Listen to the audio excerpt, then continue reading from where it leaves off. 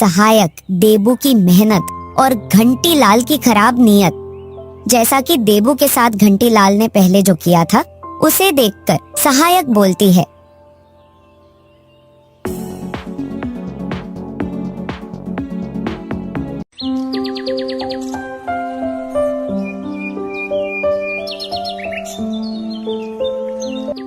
प्रेमनगर शहर के एक छोटे से गांव में एक विचित्र चित्रकार रहता था, जो अपनी कला में माहिर था और कुछ विचित्र तरह की पेंटिंग बनाता था।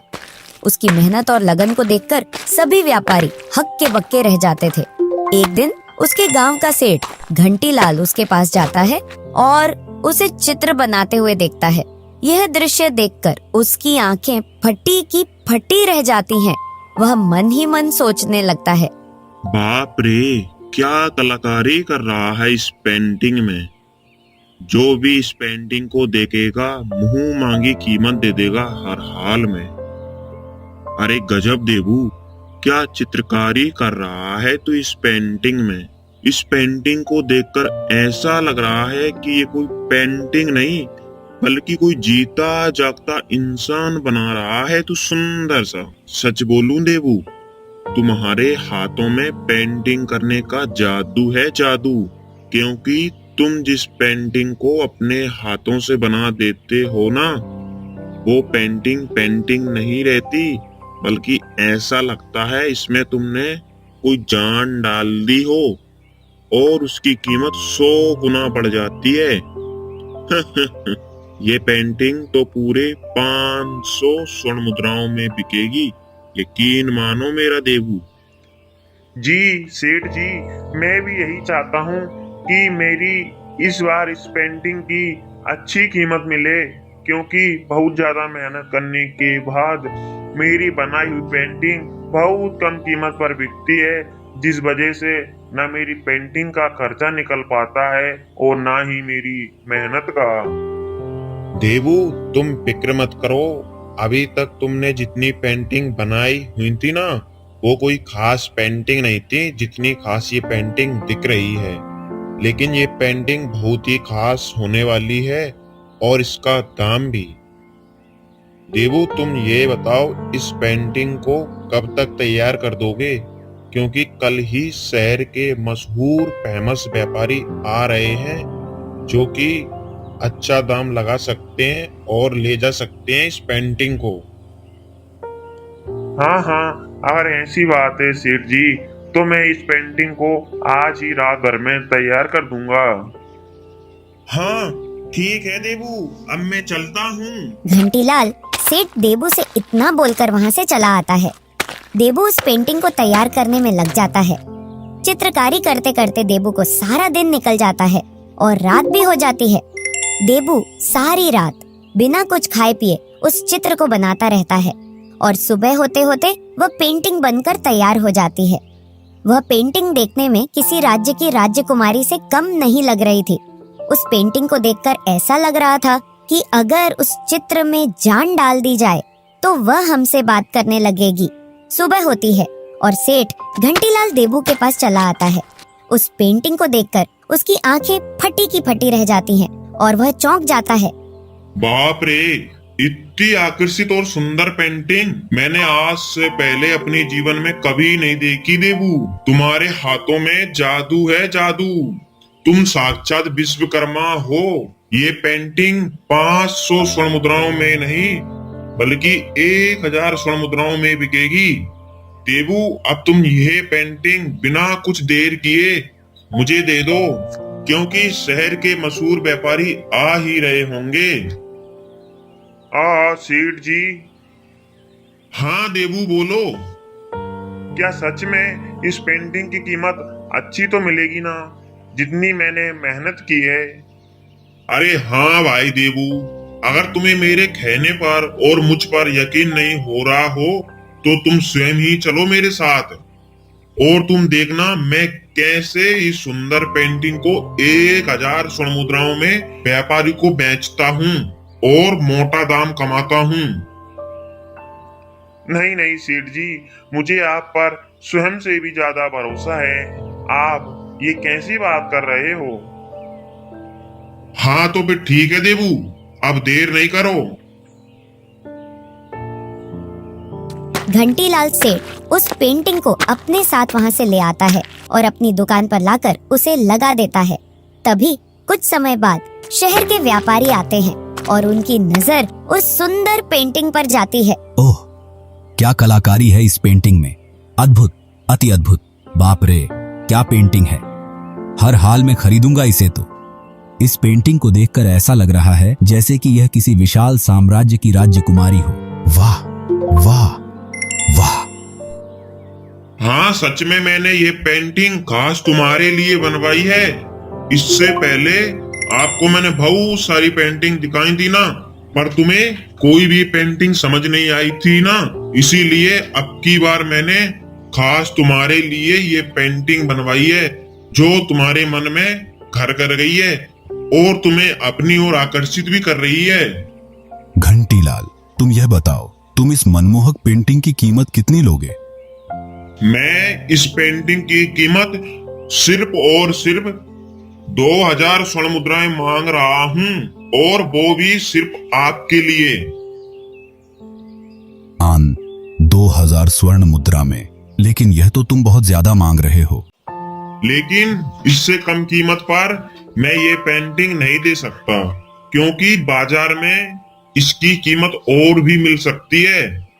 आप चाहो तो दूसरी पेंटिंग देख सकते हो, और मैं आपको दिखा भी दूंगा दूसरी पेंटिंग। नहीं नहीं, कुछ तो खास बात है इस पेंटिंग में। अगर मैं इस पेंटिंग को 2000 स्वर्ण मुद्रा में लूं और 3000 स्वर्ण मुद्राओं में शाही बाजार में बेचकर काफी फायदा उठा सकता हूं। क्या हुआ साहब, आप क्या सोच रहे हो? अरे नहीं, कुछ नहीं। ठीक है घंटीलाल, तुम यह पेंटिंग मुझे दे दो। मैं तुम्हें 2000 स्वर्ण मुद्राएं देने को तैयार हूं। अब क्या? व्यापारी उस पेंटिंग को घंटीलाल से खरीद लेता है। घंटीलाल को 2000 स्वर्ण मुद्राएं देकर वह पेंटिंग अपने साथ लेकर वहां से चला जाता है। घंटीलाल 2000 स्वर्ण मुद्राएं पाकर मन ही मन बहुत खुश हो जाता है और वह अगली सुबह देबू के पास जाता है।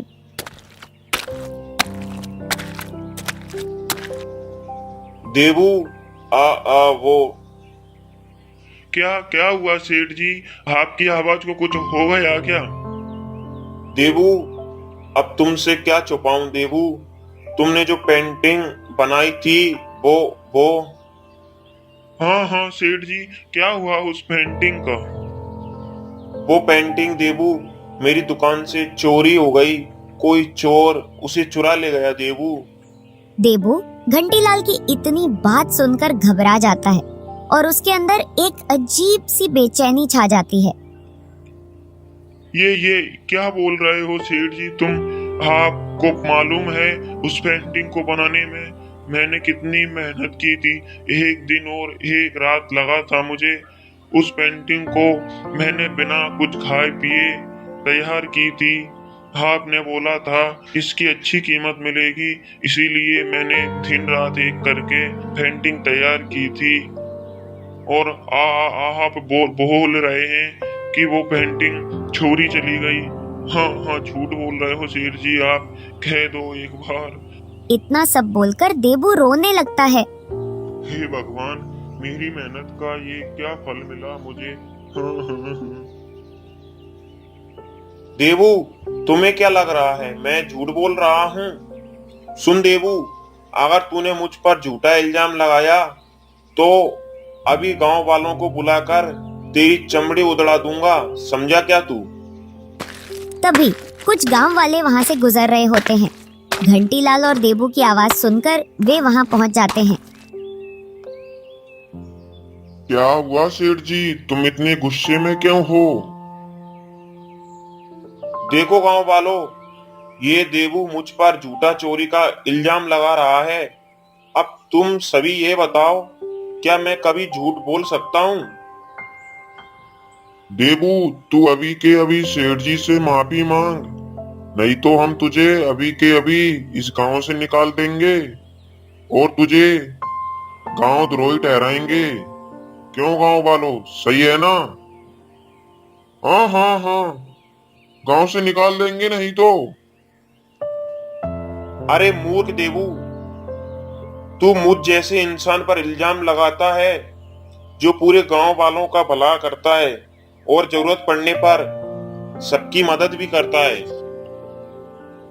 अब तुम ही बताओ मेरे प्यारे गांव वाले भाइयों, इस देवू ने मुझे एक पेंटिंग बनाकर दी जो देखने में अति सुंदर थी।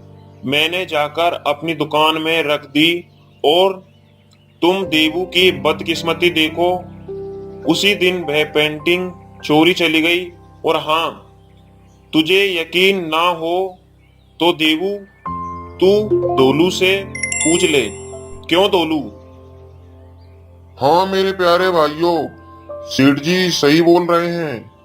मैंने भी चोर को दुकान से चोरी करते हुए देखा है, पर अफसोस इस बात का कि मैं भी कुछ नहीं कर पाया, ना पेंटिंग को बचा पाया और ना ही चोर को पकड़ पाया। सुना मूर्ख, अब तो यकीन कर ले तू। प्यारे भाइयों, मैं जानता हूँ इस देवू ने उस पेंटिंग को बनाने में कितनी मेहनत की थी, लेकिन अफसोस वो पेंटिंग चोरी हो गई और इसकी नाराजगी भी जायज है, बिल्कुल, क्योंकि इसकी मेहनत थी वो पेंटिंग। अब आप सभी के सामने मैं उस पेंटिंग की कीमत 10 स्वर्ण मुद्राएं अपनी जेब से दे रहा हूं देवू को, क्योंकि इसकी कोई गलती नहीं है। उसमें अपना काम बड़ी मेहनत और लगन से किया था देवू ने। और 1 स्वर्ण मुद्रा दोलू को दे रहा हूं, क्योंकि इसने चोर को उस पेंटिंग को चुराते हुए देखा था। नहीं तो आज मेरे ऊपर एक ऐसा दाग लग जाता जो कभी धोने से भी नहीं मिटता। इस तरह घंटीलाल देबू को 10 स्वर्ण मुद्राएं दे देता है और 1 स्वर्ण मुद्रा धोलू को दे देता है। वह मन ही मन खुश होता हुआ अपने घर चला जाता है। अगले दिन सुबह होती है और देबू फिर से चित्रकारी करने में लग जाता है। वह मन ही मन सोचता है, ऊपर वाले ने पता नहीं मेरे साथ ऐसा अन्याय क्यों किया। मैं फिर से और मेहनत करूंगा और अपनी लगन से पेंटिंग बनाऊंगा। थोड़ा समय निकलता है और उधर सेठ घंटीलाल के बेटे की अचानक तबीयत बिगड़ जाती है। हे ऊपर वाले, मेरे बेटे को क्या हो गया जो ना तो कुछ खा रहा है और ना ही पी रहा है। मेरे लाख प्रयासों के बाद भी इसको आराम क्यों नहीं लग रहा है। इतना बोलकर घंटीलाल अपने घर से निकल आता है किसी वेद की तलाश में। वह अपनी सोच में इतना डूब जाता है कि चलते चलते कब जंगल में पहुंच जाता है उसे पता ही नहीं चलता। तभी उधर से सहायक गुजर रही थी और उसकी नजर घंटीलाल पर जाती है। सहायक घंटीलाल के पास पहुंचती है और उसे चिंता का विषय पूछती है। यह सब पूछने के बाद वह उसके बारे में जानने की कोशिश करती है। तब वह समझ जाती है कि घंटीलाल ने क्या किया है और घंटीलाल से बोलती है, देखो, मैंने तुम्हारे बेटे का और तुम्हारा बीता हुआ भविष्य देख लिया है। क्या तुम एक सुंदर पेंटिंग बनवा सकते हो? सुंदर पेंटिंग? ये तो सिर्फ देवू ही बना सकता है। क्या वह मुझ पर विश्वास करेगा? शायद मेरे गांव का चित्रकार देवू बहुत सुंदर पेंटिंग बनाता है। वह मेरे कहने पर नहीं बनाएगा। क्या तुम मेरे साथ चलकर उसे पेंटिंग बनाने के लिए कहेंगी? हाँ ठीक है। वो दोनों वहाँ से देबू के यहाँ चले आते हैं। देबू अपने काम में लगा हुआ था। देबू उन्हें देखता है और बोलता है, जी कहिए। अति सुंदर दृश्य बना रहे हो तुम यह सुंदर दृश्य कब तक तैयार कर दोगे? मैं आज ही तैयार कर दूंगा। आप चाहें तो कल ले जा सकते हैं इस पेंटिंग को। देबू बड़ी ही लगन से काम में लग जाता है और पेंटिंग तैयार कर देता है। सुबह होती है। सहायक और घंटीलाल देबू के पास आते हैं और पेंटिंग को देखकर सहायक देबू की मेहनत और घंटीलाल की खराब नीयत, जैसा कि देबू के साथ घंटीलाल ने पहले जो किया था, उसे देखकर सहायक बोलती है, देबू, तुमने अति सुंदर दृश्य बनाया है। तुम्हें अपनी मेहनत की अच्छी कीमत मिलनी चाहिए। सहायक को पता था कि घंटीलाल ने देबू के साथ पहले क्या किया था, तो सहायक बोली, देबू, हम तुम्हें तुम्हारी मेहनत के अनुसार पूरी 4000 स्वर्ण मुद्राएं देंगे इस अति सुंदर दृश्य के लिए। क्या क्या सहायक सच में? हाँ हाँ, सच में। इतना सुनकर घंटीलाल की घंटी गले में ही अटक गई और वह मन ही मन सोचने लगा, मेरी सारी बेईमानी की कमाई आज इस देवू को देनी पड़ेगी, तभी जाकर मैं अपने बेटे की जान बचा पाऊंगा। क्या सोच रहे हो तुम सेठ जी? हाँ, कुछ नहीं। तो फिर देर क्यों? जाओ और 4000 स्वर्ण मुद्राएं लेकर आओ और देबू को दे दो। घंटीलाल अपने घर आता है और अपनी सारी बेईमानी की कमाई लेकर देबू के यहाँ पहुँच जाता है और बोलता है, ये लो देवू। देबू 4000 स्वर्ण मुद्राएं पाकर खुश हो जाता है और पेंटिंग घंटी लाल को दे देता है। सहायक भावुक होकर, यह दृश्य तुम अपने घर ले जाओ और तुम्हारा बेटा पूर्णतः स्वस्थ हो जाएगा। हम सभी मिलकर ऊपर वाले से यह प्रार्थना करते हैं। घंटीलाल पेंटिंग अपने साथ लेकर वहां से चला आता है। उधर घंटीलाल का बेटा बंसीलाल पूर्णतः स्वस्थ हो जाता है और घंटीलाल यह प्रण लेता है कि आज के बाद कभी भी किसी के साथ बेईमानी नहीं करूंगा और जितना हो सकेगा अपने जीवन में दूसरों का भला ही करूंगा।